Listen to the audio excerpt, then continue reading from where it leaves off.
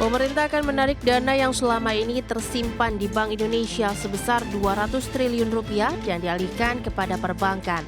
Hanif mengingatkan agar kinerja Kementerian Keuangan tidak semata bertumpu pada angka-angka dalam laporan.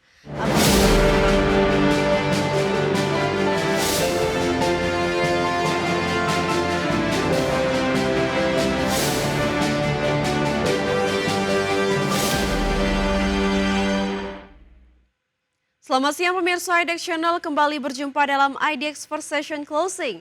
Sejumlah informasi dari dunia ekonomi dan bisnis akan kami sajikan untuk Anda. Bersama saya Vina Munawar, inilah IDX First Session selengkapnya.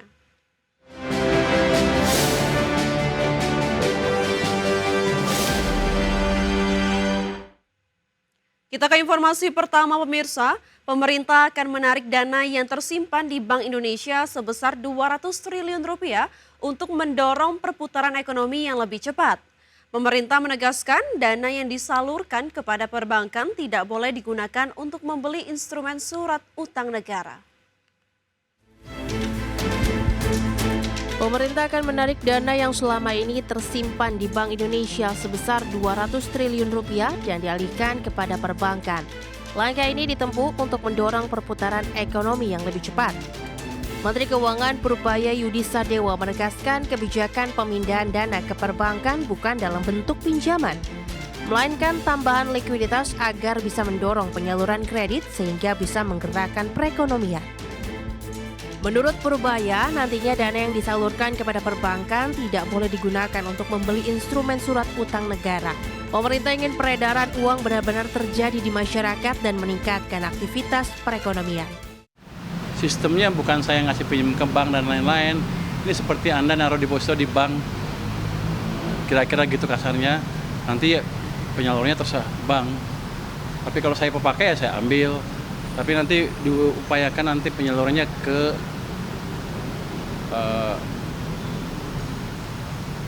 bukan dibelikan sun lagi, atau satu lagi tidak, saya lupa, sun, dan kita minta ke BI tidak diserap uangnya. Jadi uangnya betul-betul ada di sistem perekonomian sehingga ekonominya bisa jalan. Purubaya meyakini kebijakan ini tidak akan memicu inflasi. Ekonomi Indonesia masih di bawah potensinya yang diperkirakan sebesar 6,5% sehingga dengan realisasi sekarang. Artinya masih ada ruang untuk ekonomi tumbuh lebih tinggi. Dari Jakarta, Jen Cahyani, Fakih Satrio, IDX Channel. Pemirsa, Wakil Ketua Komisi 11 DPR RI, Hanif Dakiri, meminta Kementerian Keuangan untuk berpihak pada kepentingan rakyat dalam mengelola anggaran pendapatan dan belanja negara. Hanif mengingatkan agar kinerja Kementerian Keuangan tidak semata bertumpu pada angka-angka dalam laporan, apalagi sampai mengabaikan realitas sosial yang terjadi di lapangan.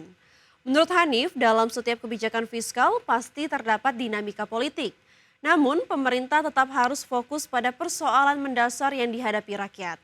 Hanif menekankan setiap program yang telah dirancang Kementerian Keuangan benar-benar menghasilkan manfaat nyata, sehingga output dan outcome dari kebijakan fiskal dapat dirasakan secara langsung oleh masyarakat, bukan sekedar tercatat dalam laporan kinerja. Saya berharap betul bahwa seluruh kinerja dari Kementerian Keuangan ke depan dalam rangka mengelola APBN ini benar-benar bisa menunjukkan empati yang besar kepada masyarakat. Jadi mohon betul ini agar tidak tumpuannya hanya semata-mata angka-angka yang indah ini Pak. Dan jangan sampai mendinai realitas yang ada di bawah.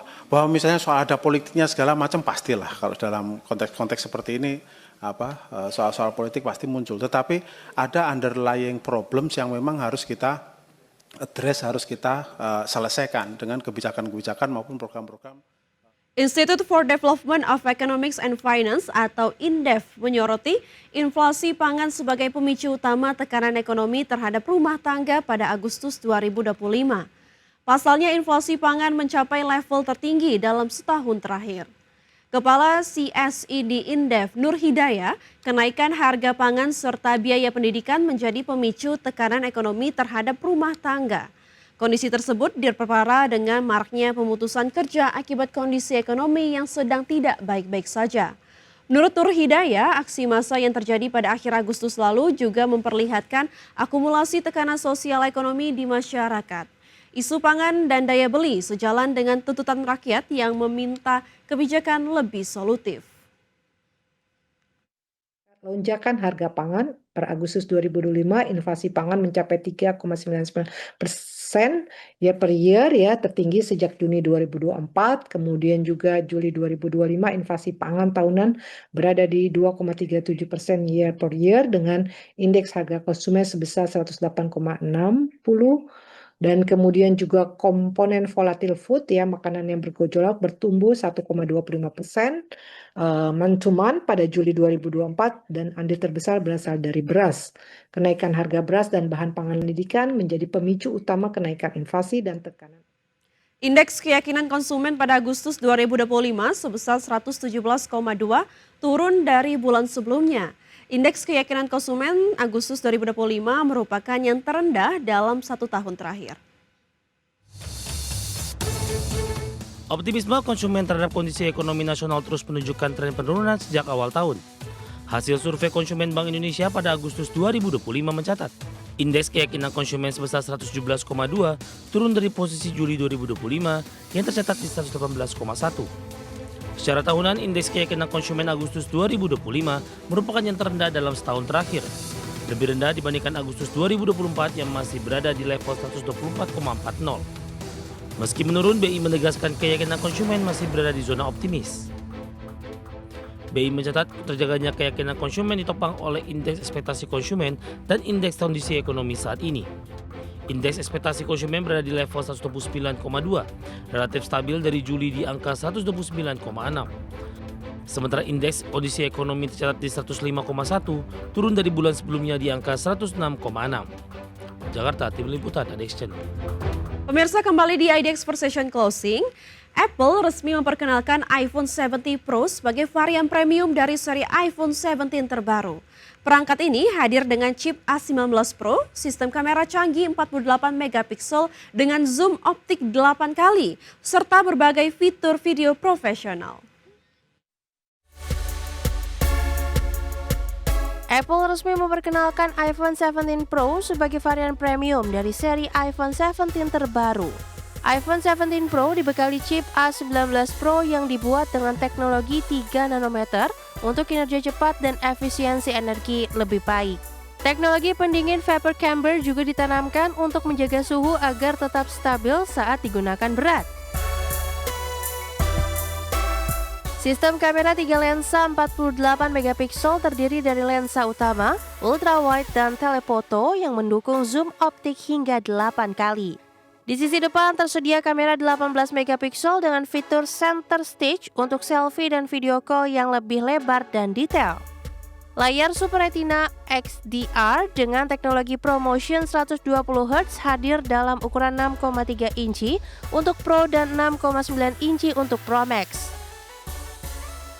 Layar ini dilindungi keramik silk generasi kedua yang lebih tahan goresan, serta didukung desain unibody aluminium untuk kesan premium. Untuk ketahanan daya, Apple meningkatkan kapasitas baterai iPhone 17 Pro Max hingga mampu memutar video selama 39 jam. Fitur fast charging juga memungkinkan pengisian 50% hanya dalam 20 menit dengan adaptor khusus. Untuk pasar global, harga iPhone 17 Pro dibanderol mulai $1.099 Amerika atau sekitar 18 juta rupiah, sedangkan iPhone 17 Pro Max dilepas sekitar $1.199 Amerika atau 19,7 juta rupiah.